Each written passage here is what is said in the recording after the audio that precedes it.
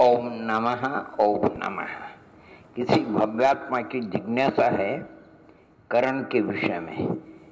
करण यानी अधकरण, अपूर्वकरण, अनिवृत्तिकरण, पंचलब्धि होती है। इसमें चार लब्धि के बाद एक करण लब्धि होती है। केवली गम्य परिणाम है और इन परिणामों में किसी का मरण होता कि नहीं होता है। तो जो प्रथमोपसम सम्यक के लिए आने करण होता है तो उसका तो मरण का निषेध किया है, अर्थात वो प्रथमोपसम सम्यक्त को प्राप्त हो जाएगा। इसके बाद अनंतानुबंधी विसंयोजना के लिए भी ये परिणाम होते हैं। चतुर्थ गुण स्थान से सप्तम गुण स्थान तक दर्शन मौखिक क्षपना के लिए भी होते हैं। और कहते कृत्य वेदक होता है तब तक तो उसका मरण नहीं होता है, और कृत्य वेदक होने के बाद उसका मरण संभावित है। उसके भी चार भाग आचार्य भगवंतों ने बताए। कृत वेदक सम्यक दर्शनी होने पर अर्थात प्रथम भाग में अगर उसका मरण होता है तो नियम से देव ही होता है। दूसरे भाग में मरण होता तो वो देव और मनुष्य होता है। तीसरे भाग में देव मनुष्य त्रेत, चौथे भाग में होता तो देव मनुष्य त्रेत नारकी। इस प्रकार अच्छा, जो उपशम श्रेणी के लिए आने जो होता है द्वितीयोपसम सम्यक्त्व, और जैसे उपशम श्रेणी कारण होता है तो वहाँ पर भी उल्लेख किया है कि आत्मगुण स्थान के दूसरे माने दूसरे भाग तक तो उसका मरण नहीं होता है। पहले भाग जो भी आगे उसका मरण संभव है, अर्थात अधकरण के बाद अपूर्वकरण। आत्मगुण स्थान का नाम तो अपूर्वकरण ही है, तो वहाँ मरण संभव है। क्षपक क्षण में मरण का प्रश्न है नहीं। ये करण मूल रूप में 6 जगह होते हैं और इनकी संख्या अगर पूछे तो वो भी आपको स्पष्टीकर कर। प्रथमोपसम सम्यक्त्व के लिए पहले गुण स्थान में होते हैं और अनंतानुबंध की विषय जोड़ने के लिए वही चौथे से 7 में तक। द्वितीयोपसम सम्यक्त्व 7 में 7 विषय अप्रमद वगैरह। और फिर उपशम शनि के लिए तो उनका नाम ही है 7 अधकरण, 7 में 7 विषय, और फिर 8 में अपूर्ण में अनिवृत्तिकरण वगैरह स्थान। और दर्शन मुक्ति क्षपना केवली शुद्ध केवली की पाद मूल में चौथे से 7 में तक।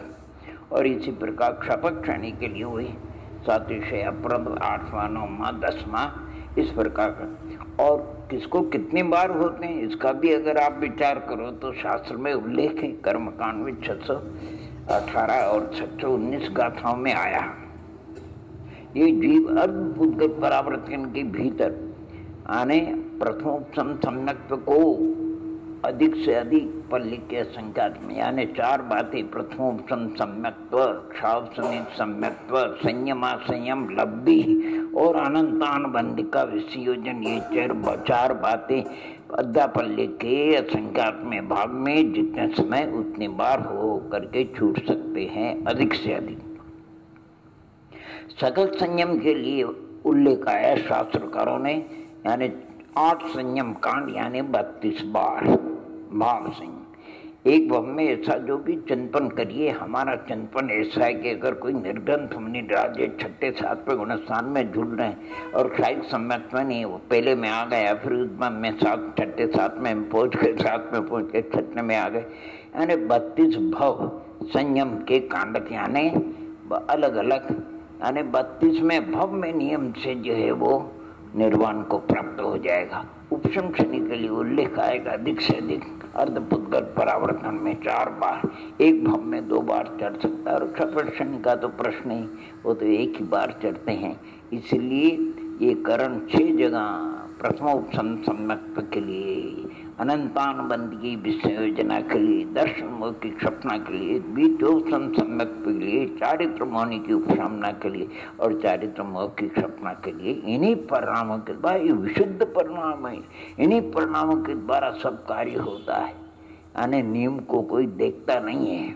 इन परिणामों सारे काम, और यहाँ तक कि अपनी तो श्रद्धा काम करती। प्रथम गुण स्थान किसी भव्यात्मा को 4 लब्धि के अनंतर अधकरण का वही करण लब्धि, अधकरण का जगन्य विशुद्ध परिणाम भी इसके जीवन में अगर प्रकट हो जाता है। अभी गुणस्थान प्रथम है, अभी तो अधकरण प्रारंभ हुआ है, उसका अंतर्मूर्त काल है, आगे अपूर्वकरण का काल भी उससे कम है, लेकिन अंतर्मूर्त संख्या गुणहीन और अनिवृत्तिकरण का काल वहाँ तक आने प्रथम गुण स्थान है। मिथ्यात्व का निश्चित उदय में रहता है अनिवृत्तिकरण के चरम समय तक, और उसका अनंत संसार छिप गया अधकरण की जगन्य विशुद्धि से।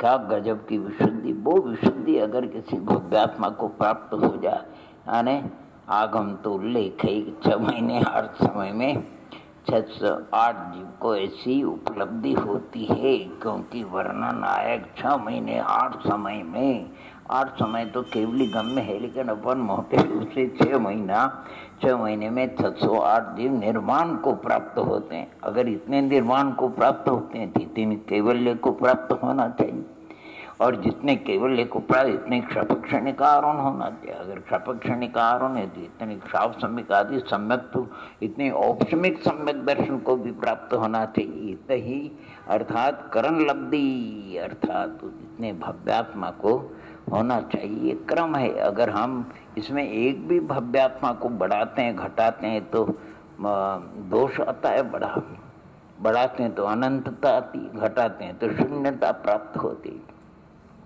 इसलिए और इतने जीव कहते हैं निगोद से निकलते हैं, नित्य निगोद से। नित्य निगोद किसी स्थान का नाम नहीं हो, ये जीव की अवस्था विशेष है।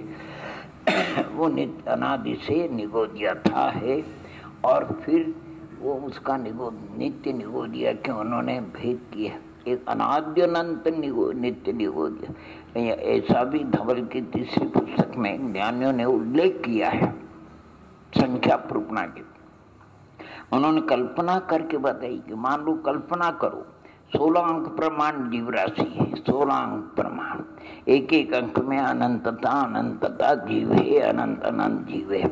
उसमें 13 अंक प्रमाण संसारी जीव है, और 3 अंक प्रमाण सिद्ध भगवान है, और 12 अंक प्रमाण तो अनादि से लेकर के आज अनंत काल तक निगोदिया थे और रहेंगे।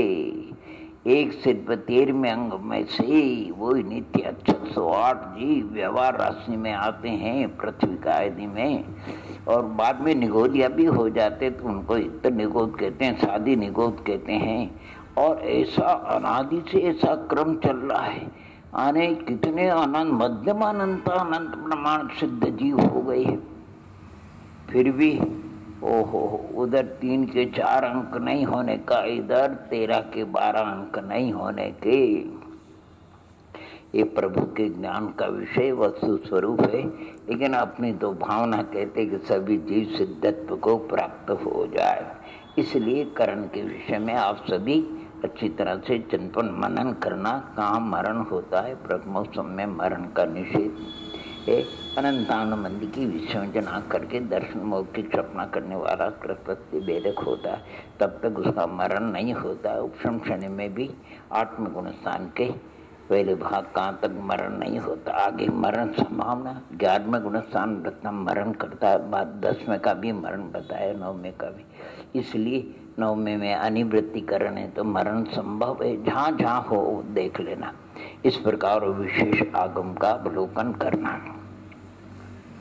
ये परिणाम बड़े गजब के, इन्हीं परिणामों के, ये वितराग परिणाम नहीं है, ये अधकरणादि जो परिणाम है, और ये किस गुण की पर्याय है, इसका भी जरा चिंतन मनन करना। हमारी अंतरात्मा तो कहते जो प्रथम सम्यक्त्व के लिए जो 3 करण होते हैं वो सम्यक्त्व गुण का परिणाम है, सम्यक्त्व गुण की पर्याय है, और आगे चारित्र गुण की पर्याय है।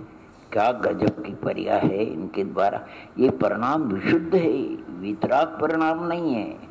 अगर वितराग परिणाम होवे तो कर्मों का बंध, इसमें तो कर्मों का बंध होता है, अनुभव भी पड़ता है, यानी स्थिति भी पड़ती है, कई कार्य होते हैं।